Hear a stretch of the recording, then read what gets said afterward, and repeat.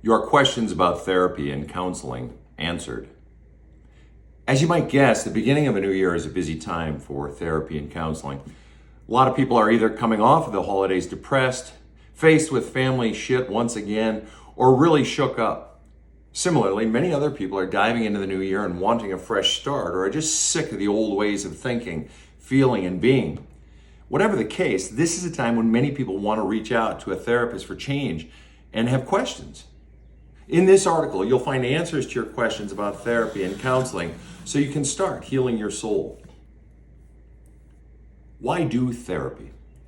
Naturally, as with any new venture, this desire for counseling brings a whole lot of questions along with it. Very often, the first question regarding counseling is, why do therapy at all? And this is a legit question.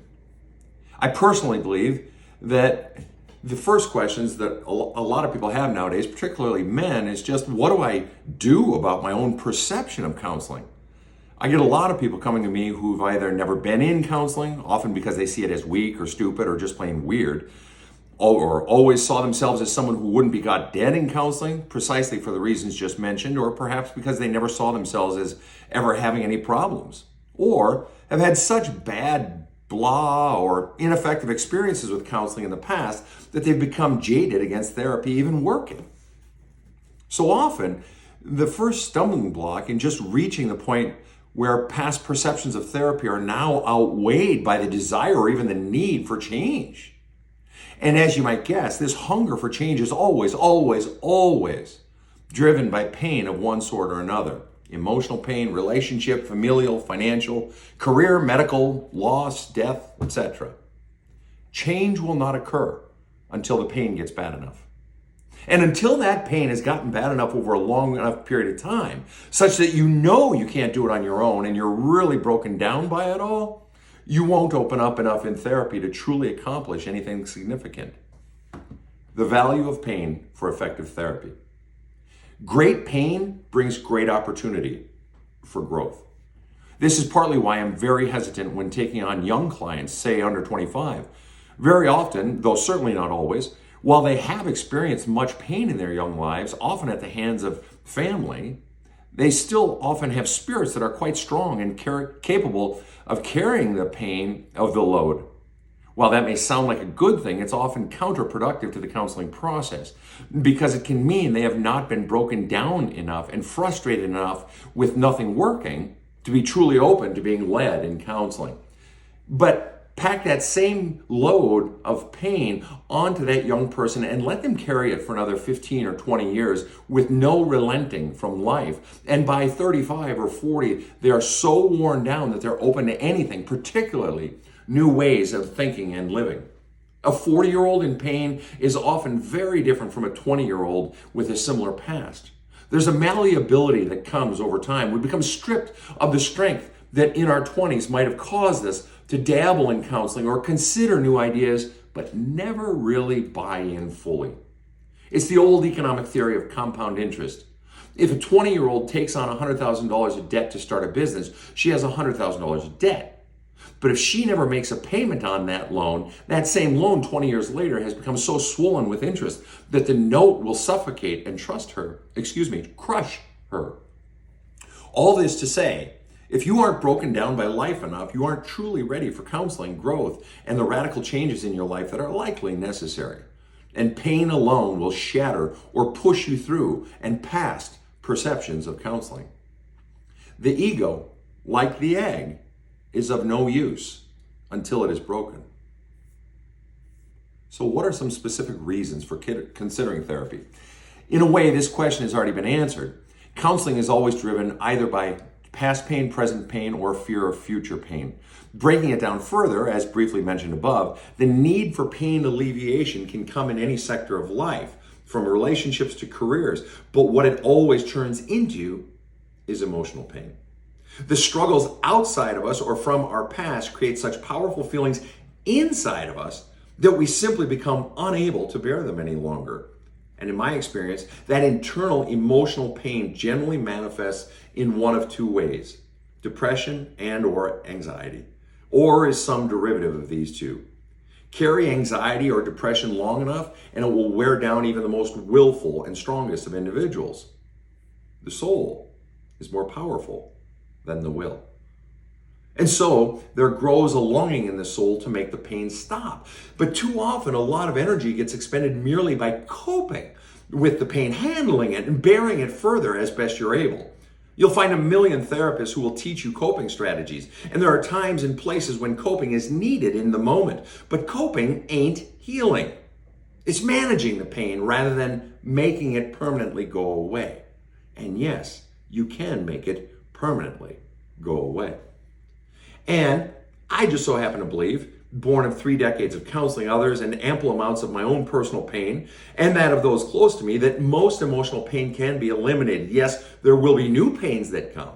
That's part of life. But the difference between carrying around all that pain from the past and not doing so is that when new pains come, you deal with just the new pain, not the old pain and the new pain at the same time. Let me say that again. The difference between carrying around all that past pain and not carrying around all that past pain, that means healing of it. The difference between those two things is that when the new pains come in life, you deal with just the new pain, not the old pain and the new pain at the same time. The accrual of new pains on top of all the old pains is the interest compounding on that loan and load. The past has become so heavy as it has acquired more pains that new pains, however slight, become unbearable. New pains become unbearable no matter how small they are because you have so many old pains you're carrying around. That is why many people run in relationships, in career, in parenting, in life from anything that even bears a whiff of bringing any sort of discomfort, pain, frustration, blame, or even responsibility. Their love cup is already chock full of so much manure and maggots and rocks and crud and devilishly awful stuff that they cannot bear even one more drop. Not one. And so this person or anyone who has been carrying that past pain long enough either chooses to begin or continue a life of escape from the pain. Booze, pills, gambling, overworking, overparenting, busyness, food addiction, cheating, overexercising, excessive shopping, excessive gaming, excessive TV, excessive swiping and scrolling, and on, which is really just a version of coping. Or they're tired of coping, and the inevitable crash after the high, or the inevitable return to reality that always comes with it. And so they turn finally to healing, to making the pain finally stop. Enter counseling and therapy. What should I look for in a therapist? Well, I've done several videos on aspects of finding/picking a therapist. The bottom line is that it can be damn hard. Sure, a simple Google search will disclose plenty of sites that catalog therapists, but going through the process of discerning what someone is really like, whether they'll be a good fit for you and whether they're any good and can lead you through a transformation to healing and a new you, well, that's a trickier thing. And because everyone's needs, wants, and personalities are different, there simply are no hard and fast rules that work for everyone. There just aren't. When I was in my 12-year suicidal depression, I saw several therapists, some on recommendation from friends, some because they were in network, and some just random. Not a dang one helped me significantly. Not one made me feel that they actually knew what they were doing and were leading me. And certainly not faster, deeper, and more powerfully than my own journaling and self-work were leading me. In the end, I had to find and create ways to heal myself, which is why, in part, it took me so long. I had to reinvent the wheel. And I made a pretty damn fine wheel. One that has powered the engine of transforming a whole lot of people since then. I mean, I was a good counselor and pastor before that, but if you find your own way out of the dark forest, you become a damn expert at your sectors of the forest. So if you're not having success in therapy, go to the books page on the Badass Counseling website and start with my book, There's a Hole in My Love Cup. It'll take you deep and well down the road of transformation. Then follow it up with Badass Wisdom, my other book there, as well as some of the books by other authors that I recommend in my book, There's a Hole in My Love Cup. I'm a big fan of getting referrals from friends or trusted sources, as well as reading testimonials. A therapist who doesn't make those available is either very new to the work or simply lacks them. Beyond that, the next question is, do I need to have tried other methods, approaches, or resources before doing therapy? No. Heck, a decent percentage of my own clientele have never had therapy in their lives, in no small part because I tend to attract the real tough nuts. People who wouldn't be caught dead in therapy or have always sworn therapy is a scam or doesn't do anything, as well as folks who have been through all types of therapy and never really gotten the success and transformation they've been seeking. So no, you don't need any counseling experience. However, I tell folks you do need to come with two things. One, courage. Courage is the very fulcrum on which all transformation of self turns. If you do not have courage to push through fears, you'll never go into the ugliest, scariest parts of healing the soul. You'll pull back when it starts to get uncomfortable. You'll second guess yourself. You'll overthink it. And to be honest, if you are not experiencing discomfort in therapy, you ain't doing therapy. You're coasting. Or your therapist sucks, lacks courage, or isn't leading you, or is just milking the clock. Usually the pain of life is what brings the courage to finally face all the stuff you're going to go through in good therapy, which is all the stuff you've been running from your whole life. The second thing that's needed for effective therapy is you have to come and open up. Courage is what makes the second piece, opening up, happen. And this piece is the one thing every therapist needs from you. You have to bring a willingness to keep opening. I tell my clients in advance that if they don't open up, I can't help them. No therapist can help them. What type of therapy should I do? Well, this is a trickier question for me to answer, if I'm honest. See, as you've heard me say 100 times, I'm not a psychologist, a psychiatrist, or any sort of medical therapist. I'm a soul counselor. That's it, nothing more. I don't deal with mental illness. I have plenty of people who come to me who have mental illnesses, and I tell them I am not a mental health professional and will not address any diagnoses they received. I will not weigh in on medication. But often they choose to work with me anyway because they want soul healing. Well, that I can do. So when it comes to this question of what sort of therapy you should do, I come with a big fat goose egg. 0. I got nothing for you. In fact, I don't even recommend soul counselors or spiritual counseling because I've never met one that I felt kicks ass. I'm sure there are a few out there. I don't doubt that, but I've not met them. Similarly, I generally do not recommend religious counseling. If you're wanting to do soul healing, odd as that may sound, very often the clergy aren't the ones to do it. As a former clergyman and son of a clergyman, I can quite emphatically say that it is extraordinarily rare that you will get counseling from a cleric that comes from anything other than a measure of dogmatism. There are a few out there who can counsel without the dogma, but don't hold your breath. If you're okay with the dogma, go for it. And since I'm not a medical professional, I'm in no way to recommend any sort of psychological counseling. I definitely prefer to just stay in my lane. All of that said, there is one variety of psychological counseling that I have been counseled in decades ago and that I knew some practitioners of. It's called depth psychology. It's this semi-obscure little field of psychology known as depth psychology that I've always been a big fan of. I've also been a big fan of the writings of Joseph Campbell, James Hillman, and of course, thence Carl Jung, he a fellow preacher's kid like me. Depth psychology grows out of that strain and speaks to my own personal sensibilities, but it's not everyone's cup of tea. My fondness for depth psychology is a personal preference, not some statement of absolute truth. Next question. What are worthy goals and expectations for therapy? Well, I'm a bit of a realist in the department of expectations. Realistically, if I genuinely want to change my life and finally be happy, and I'm paying someone to do that, and I'm willing to keep opening up through the scary parts, then I damn well expect to get transformation from therapy. Realistically, a therapist should be delivering what is promised or implied. I absolutely believe that. So am I saying that a therapist should guarantee their work? Well, yes. Yes. I do.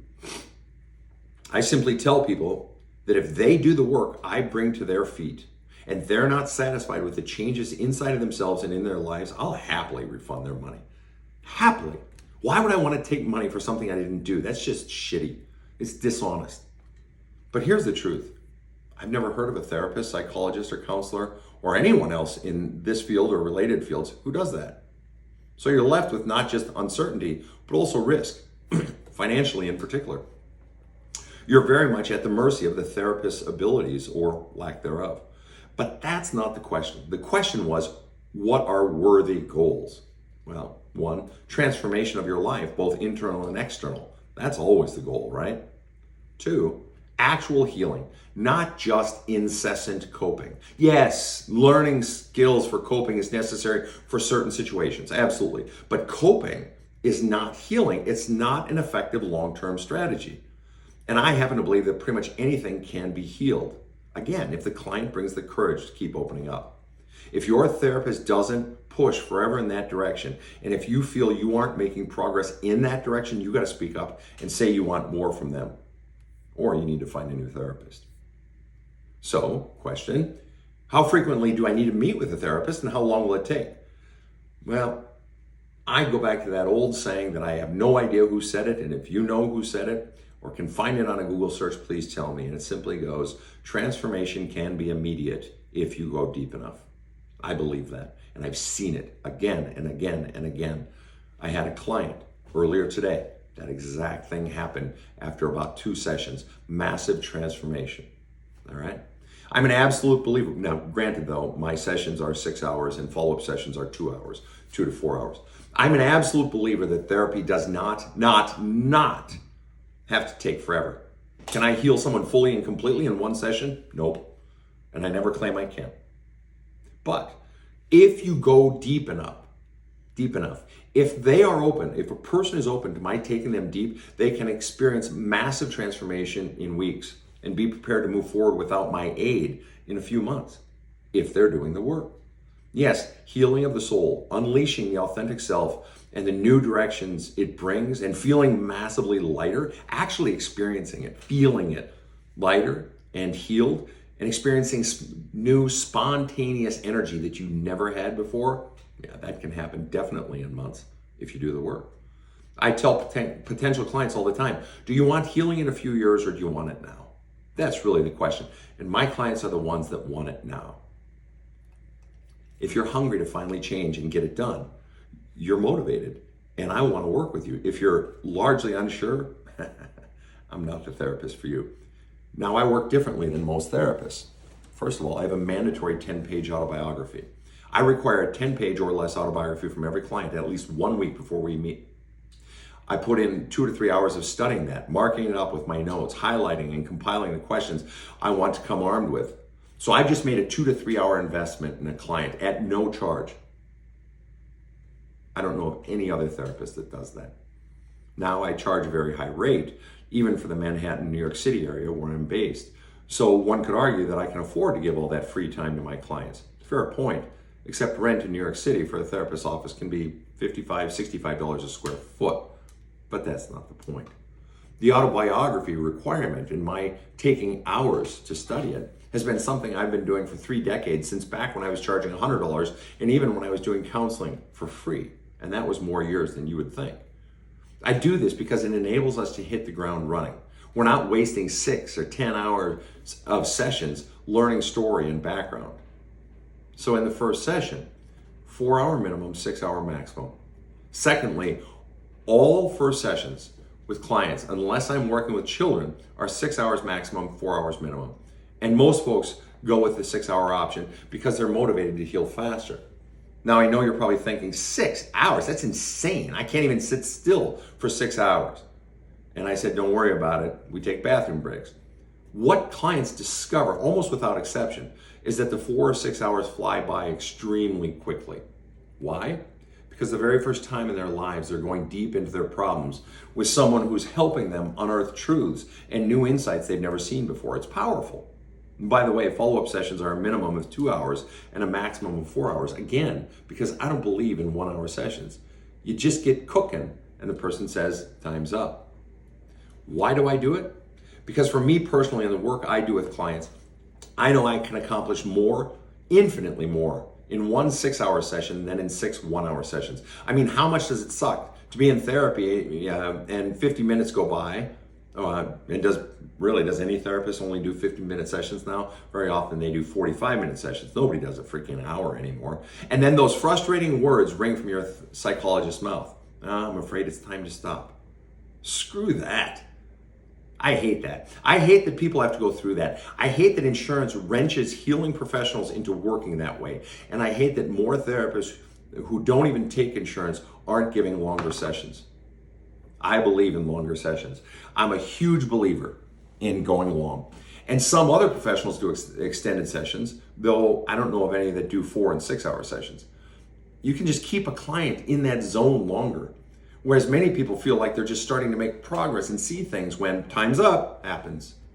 In extended sessions, the client's trust begins to grow quickly.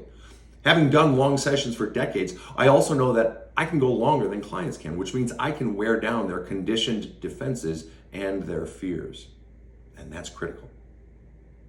Extended sessions imply going deeper for therapy. Not a lot of therapists do extended sessions.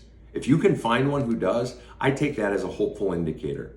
It's a basic sign of someone who not only feels comfortable thinking outside the box, but someone who likely knows how to take you deeper because they know that that extra time is a valuable tool. One implies the other. If you're going with a more conventional therapist doing the 50-minute thing, you can still get results. You can. It's just going to take longer. And so, as with all therapy, it depends on the skills of the therapist and your willingness to open up to their lead. Standard therapy frequency, weekly. So then how often should you meet with your therapist? Well, the standard is once per week. I think if you're motivated to get results sooner than later, once per week is the bare minimum, unless your pocketbook does not allow that, which is a fair and reasonable consideration. But again, you can accelerate the velocity of your growth and transformation by how much work you do outside of the session. And yes, a therapist who assigns homework is a huge plus. I always do, and it's always optional for those who want to run faster. Trust your own voice. While I recommend regular sessions, the most important thing is that clients begin to trust their own inner voice to the degree that they can hear it yet. If they can't trust and act on their own voice with me, the very person teaching them to hear and act on it, they sure as heck won't be able to do it with someone else. I had a client a decade or so ago who was a mental health professional himself. Before he darkened my door, he had been seeing a psychologist for 12 years, 3 times a week. I was shocked and angered, particularly when I heard what the issues were that he said he initially went for and later stayed for.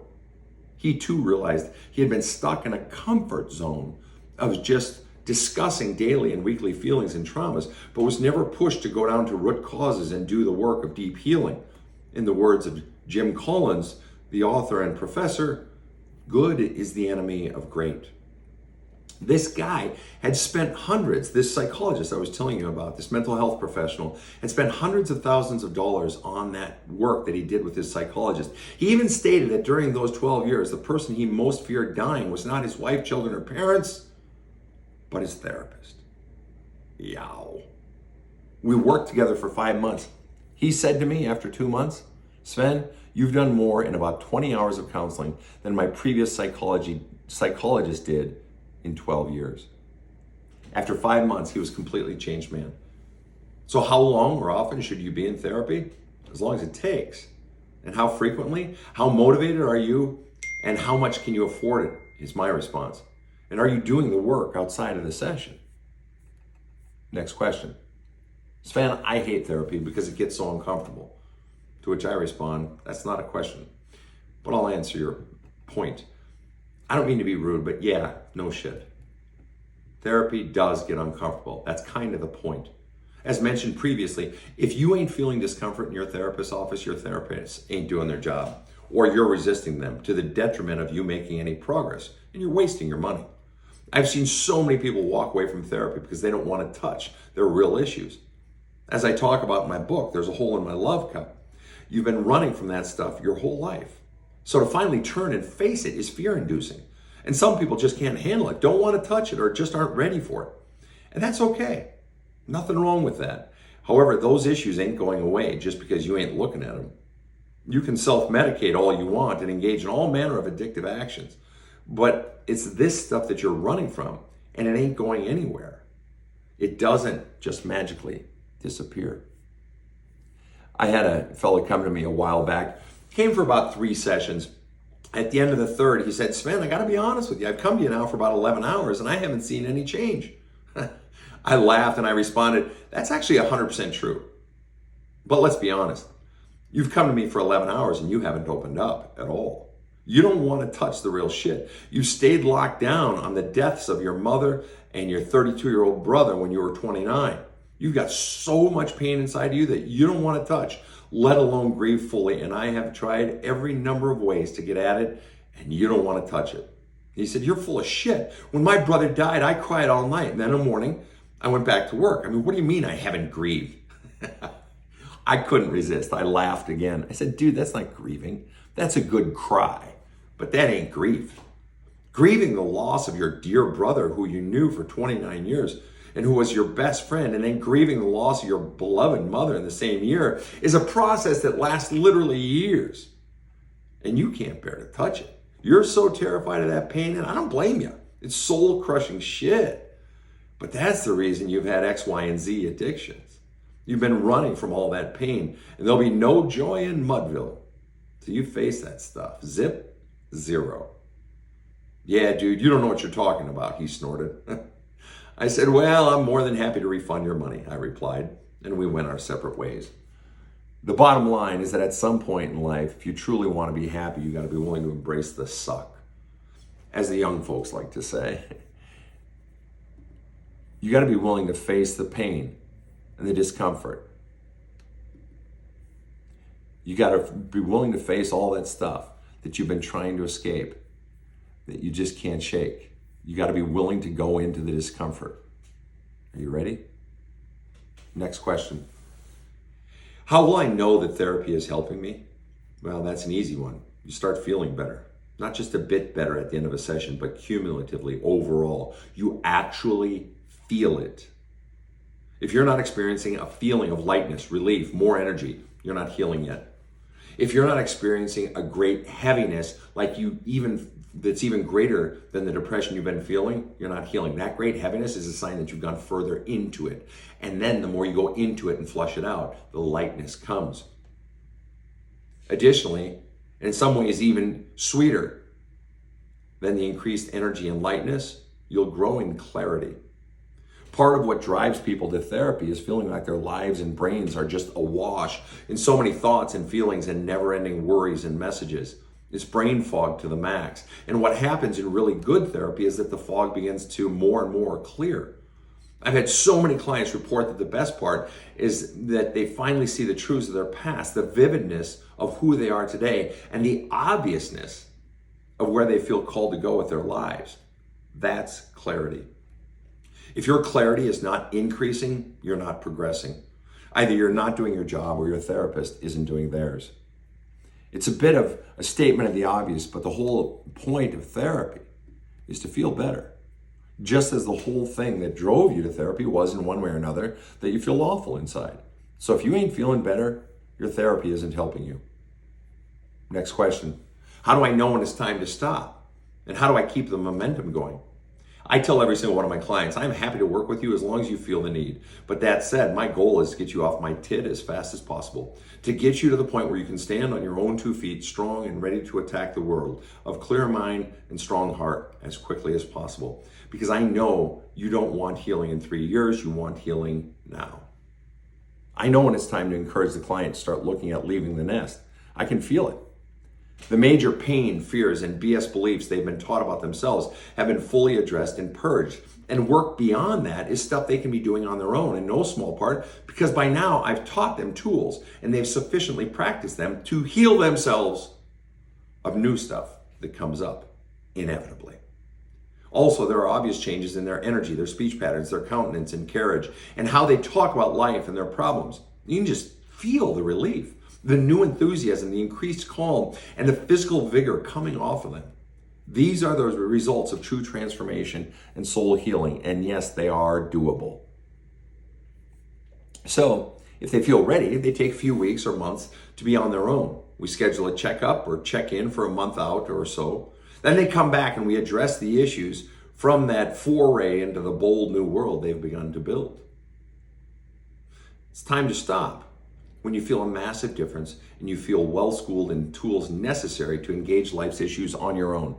I mean, again, isn't that kind of the point? And of course, sometimes they come back and they've crashed. I get a frantic email stating they need to see me ASAP because they're now lower than they ever felt before working with me.